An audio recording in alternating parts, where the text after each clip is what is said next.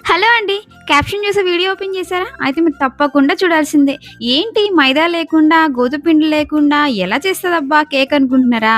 నేనైతే దీన్ని రాగి పిండితో చేశానండి. చిన్న పిల్లల నుంచి పెద్దవాళ్ళ వరకు ఎవ్వరైనా తినొచ్చు. ఆఖరికి షుగర్ పేషెంట్స్ కూడా చక్కగా తినొచ్చనమాట.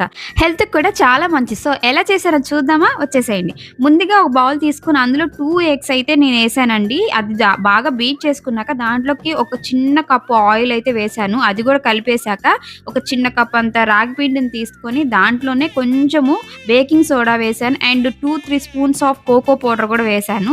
అలా మిక్స్ చేశాక నేను స్వీట్‌నెస్ కోసం అయితే బెల్లంని కరగబెట్టి అయితే వేశాను. దాంట్లో పాలు పోసుకుంటూ మన ఫోల్డింగ్ మెథడ్‌లో వచ్చేలాగా కేక్ ప్యాటర్న్ అయితే మనం ప్రిపేర్ చేసుకోవాలి. అలా ప్రిపేర్ చేసుకున్నాక దాంట్లో వెనిల్లా ఎసెన్స్ కూడా యాడ్ చేసుకోవాలి. తర్వాత కేక్ చేసే బౌల్ తీసుకొని దాని చుట్టూతో ఆయిల్ అప్లై చేసేసి ఆ బ్యాటర్‌ని అయితే పైన ఏసేసుకోవాలి. తర్వాత పైన డ్రై ఫ్రూట్స్ కూడా మనం గార్నిష్ కోసం వేసుకొని ప్రీ హీట్ చేసుకున్న ఒక కడాయిలో దాన్నయితే ఒక 30 మినిట్స్ పెట్టగానే ఎంత బాగా కుక్ అయిందో చూసారు కదా!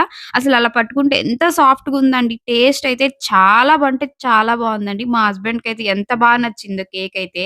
సో, ఇంకెందుకు ఆలస్యం మీరు కూడా తప్పకుండా ట్రై చేయండి. అండ్ ఈ వీడియో నచ్చితే గనుక ప్లీజ్ లైక్ చేసి, షేర్ చేసి, సబ్స్క్రైబ్ చేయండండి.